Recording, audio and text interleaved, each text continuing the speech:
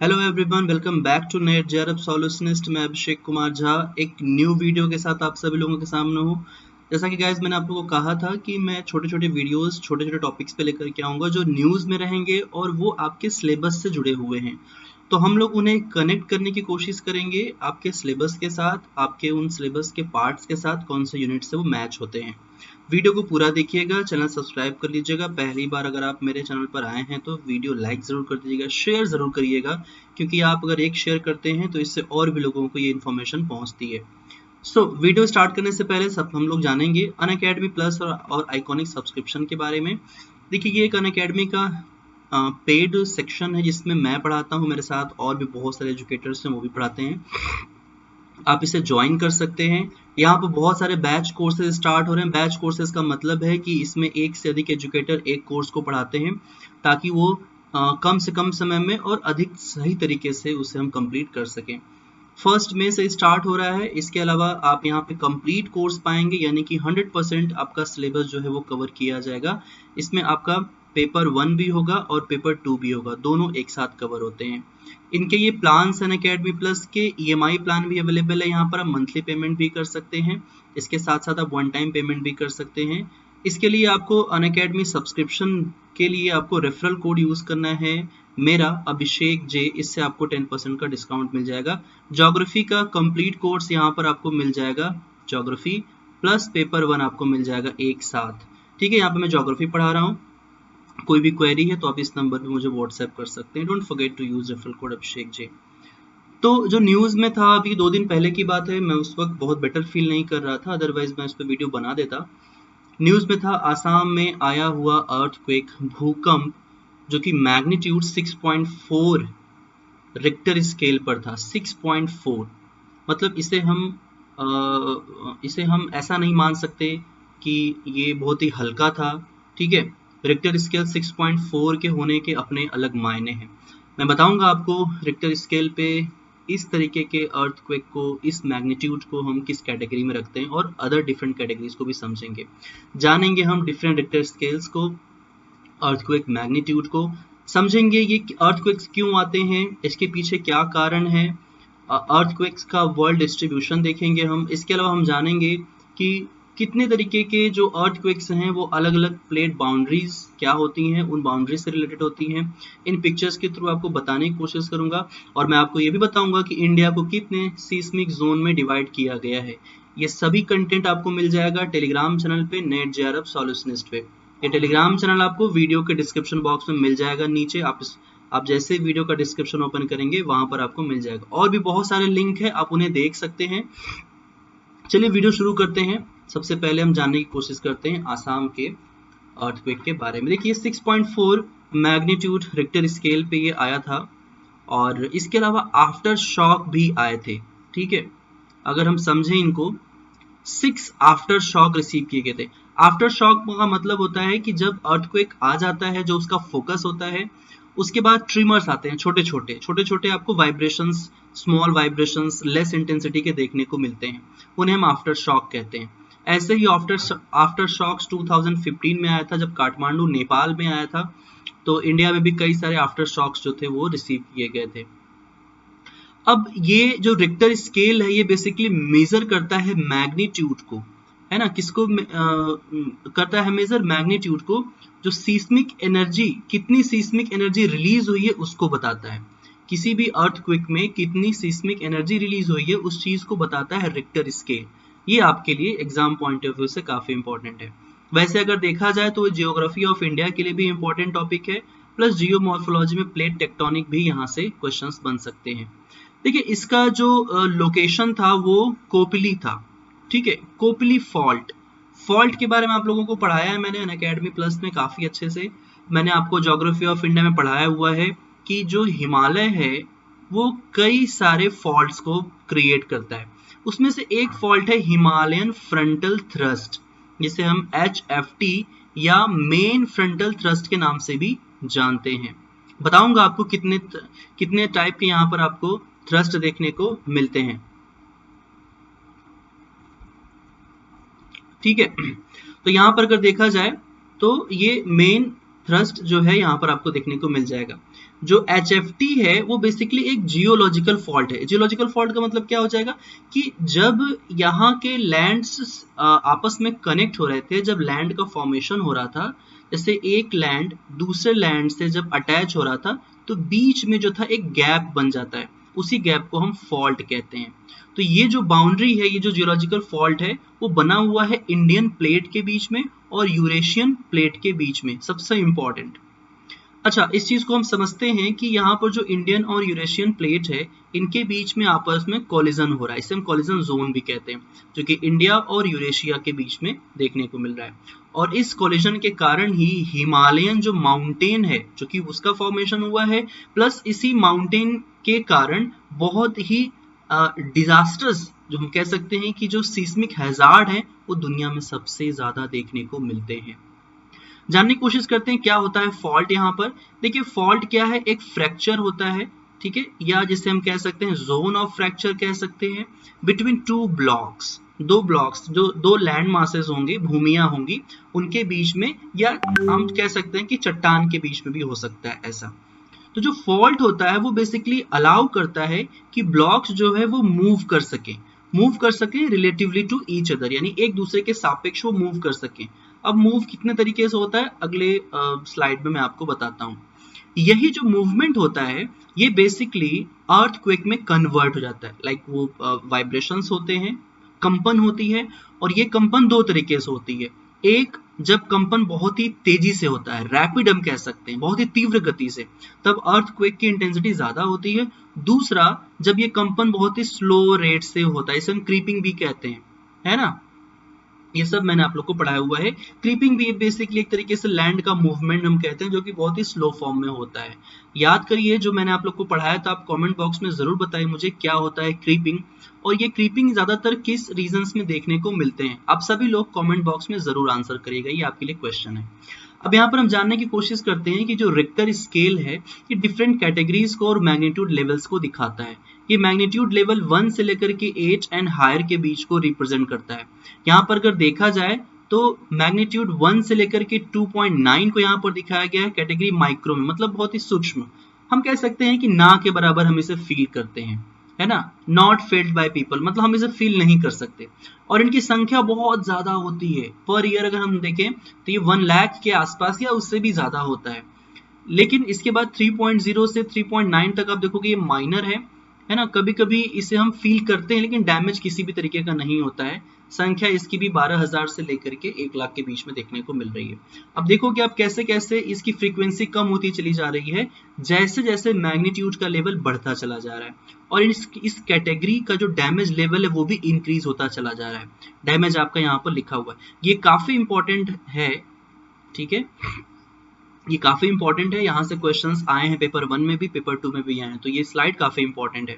इसके बाद 4.0 लाइट है, इसमें आपको ट्रिमर्स की संख्या यहाँ पर देखने को मिल रही है। जो आसाम के केस में आया था वो 6.0 से 6.9 के बीच में आपको देखने को मिल रहा है, विच वॉज द 6.4 मैग्नीट्यूड, जो कि स्ट्रॉन्ग कैटेगरी में रखा जाएगा। स्ट्रॉन्ग मतलब तीव्र में इसे हम रखेंगे। अब इसमें डैमेज का लेवल मॉडरेट ही है, ऐसा नहीं कि बहुत ज्यादा डैमेज करता है।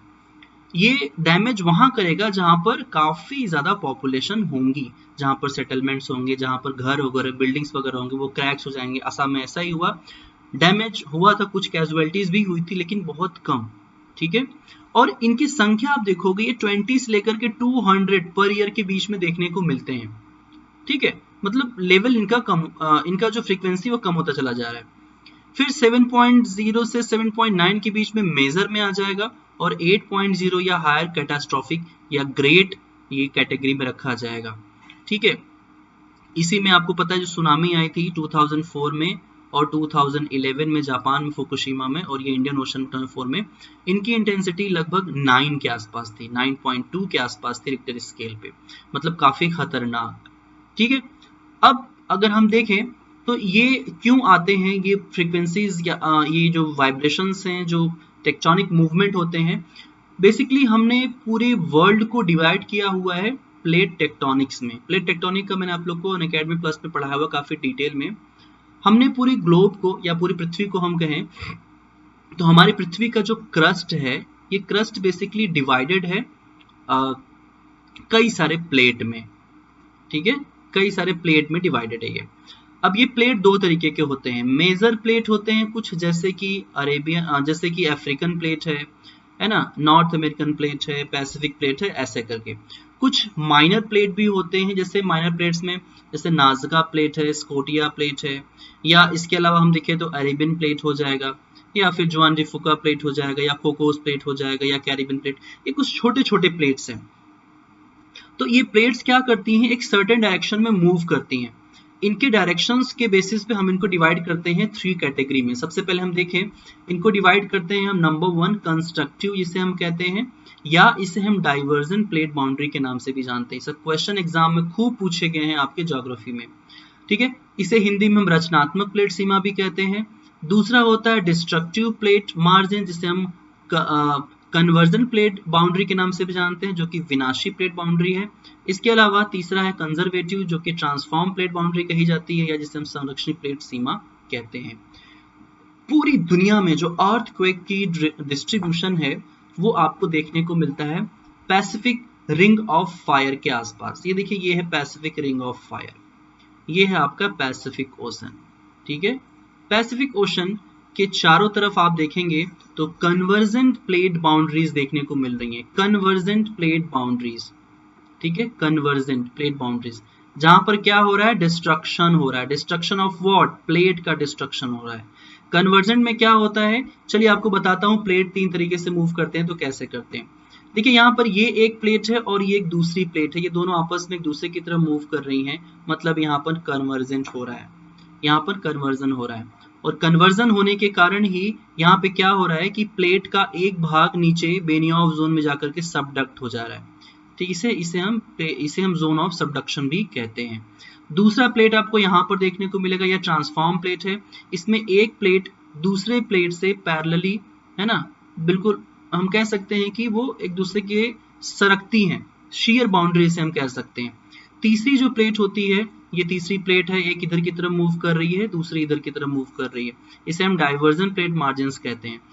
तो ये 3 तरीके के प्लेट मार्जिन से आसाम वाले केस में जो देखने को मिला वो कन्वर्जेंट मार्जिन है, ठीक है। अगर हम देखें यहाँ पर तो सबसे पहले मैं आपको इस पिक्चर में लिए चलता हूँ, सबसे पहले इस पिक्चर में लिए चलता हूँ। आप इस पिक्चर को देखेंगे जब, तो ये रहा यूरेशियन प्लेट और ये रहा इंडियन प्लेट। इसमें इंडियन प्लेट जो है वो नॉर्थ की तरफ जा रही है और यूरेशियन प्लेट जो है वो साउथ की तरफ जा रही है।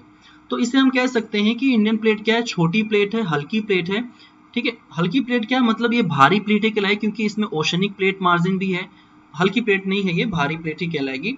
यूरेशियन प्लेट थोड़ी हल्की प्लेट है क्योंकि कॉन्टिनेंटल मार्जिन से बना हुआ है, तो ये प्लेट ऊपर की तरफ है और इंडियन प्लेट नीचे की तरफ है। कुछ इस तरीके से आप अगर देखें पिक्चर में तो इंडियन प्लेट नीचे की तरफ जा रही है और यूरेशियन प्लेट ऊपर की तरफ आ रही है। तो इस कारण से यहाँ पर क्या हो रहा है, कोलिजन हो रहा है, मतलब टकराव हो रहा है। इस टकराव के कारण ही हमें आसाम में भूकंप देखने को मिला।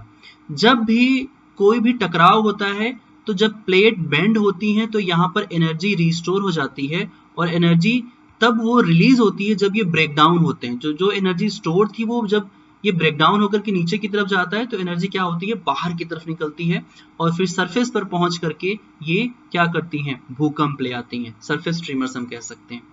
अब इतनी सारी बातों को समझने के बाद अगर हम देखें तो पूरे वर्ल्ड को 3 तरीके के अर्थक्वेक जोन में डिवाइड किया गया है।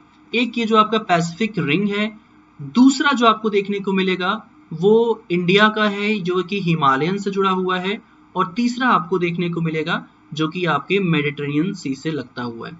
ये 3 दुनिया के सबसे बड़े जोन है जहां पर भूकंप आते रहते हैं। इंडिया नंबर 2 पर आता है, डिजास्टर्स कंडीशन है।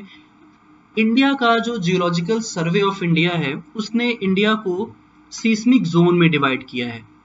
ऐसे जनरली तो हम इसको 4 कैटेगरी में देखते हैं, क्योंकि इसमें कैटेगरी 1 और कैटेगरी 2 को मर्ज कर दिया गया है। कैटेगरी 1 और कैटेगरी 2 को मर्ज करके सिर्फ एक ही जोन तैयार किया गया है। सो बेसिकली इंडिया को 4 सीस्मिक जोन में डिवाइड किया गया है। ये क्वेश्चन एग्जाम में पूछा जा चुका है। आप देख पा रहे होंगे जो रेड वाले पैचेस हैं ये डिजास्टर्स हैं, इन्हें हम जोन 5 में रखते हैं, वेरी हाई रिस्क जोन है ये। जबकि जोन 4 आप देख रहे होंगे ये हाई रिस्क जोन है, जोन 3 जो है मॉडरेट रिस्क जोन है, और जोन 2 जो है वो लो रिस्क जोन है। ये जो आप देख रहे हैं नॉर्थ ईस्ट का पूरा रीजन किस में आता है, हाई रिस्क जोन में आता है, मतलब जोन 5 में आता है। इस पॉइंट को याद रखिएगा, ये एग्जाम में पूछा जा सकता है। आसाम को आप देख रहे हो पूरी तरीके से जोन 5 में ये आया हुआ है, जबकि आपको पता है कि जो हिमालय है वो पूरी तरीके से इस तरीके से फैला हुआ है यहाँ पर, ठीक है, नॉर्थ वेस्ट से ये आपके ईस्ट की तरफ फैला हुआ है। तो हम कह सकते हैं कि इंडिया जो कि 4 सीस्मिक जोन में डिवाइडेड है, आसाम यहाँ पर सबसे ज्यादा हाई रिस्क जोन में, वेरी हाई रिस्क जोन में आता है। इस कारण से जो यहाँ पर प्लेट मूवमेंट हुए थे, उस प्लेट मूवमेंट के कारण यहाँ पे हमें 6.4 मैग्नीट्यूड रिक्टर स्केल का देखने को मिलता है। तो कहीं ना कहीं डिजास्टर्स कंडीशन थी आसाम के लिए, बट ज्यादा कैजुअलिटीज नहीं हुई। ईश्वर का इसमें हम लोग थैंक गॉड करना चाहेंगे, गॉड का, कि वो उन्होंने ज्यादा कुछ यहाँ पर कैजुअलिटीज नहीं होने दी। फिलहाल मैं सभी लोगों से ये कहना चाहूंगा कि आप सभी लोग अच्छे हों, स्वस्थ हों, यही मैं कहना चाहूंगा। ये पीडीएफ आपको मिल जाएगा टेलीग्राम चैनल पे, नेट जेआरएफ सॉल्यूशनिस्ट पे, जिसे जाकर के आप डाउनलोड कर सकते हैं। ये वीडियो के डिस्क्रिप्शन बॉक्स में आपको इसका लिंक मिल जाएगा, आप इस लिंक को ओपन करके डायरेक्ट पीडीएफ को डाउनलोड कर सकते हैं। इसके अलावा गाइज आप मुझे अनअकैडमी पे फॉलो कर सकते हैं। अनअकैडमी पे मेरे प्लस कोर्सेज चल रहे हैं। अगर आप मेरे प्लस स्टूडेंट बनना चाहते हैं तो आप सभी लोगों का वेलकम रहेगा। आप मुझे इस नंबर पर व्हाट्सएप कर सकते हैं, जहां पर कि आपको सारी इन्फॉर्मेशन दे दी जाएगी। So thank you so much everyone. Video पसंद आया हो तो लाइक जरूर कर दीजिएगा, शेयर कर दीजिएगा जरूर से, ताकि और भी स्टूडेंट्स इस वीडियो को देख करके कुछ ज्योग्राफी सीख सकें, ज्योग्राफी समझ सकें, और वो बच्चे जो बहुत रिमोट एरियाज में हैं वो इन वीडियोस का लाभ उठा सकें। तो thank you so much everyone. अपना ख्याल रखिए, ध्यान रखिए, मोटिवेशन बनाए रखिए। ये समय है, गुजर जाएगा, अच्छा वक्त अपना जरूर आएगा। Thank you so much. See you in next video.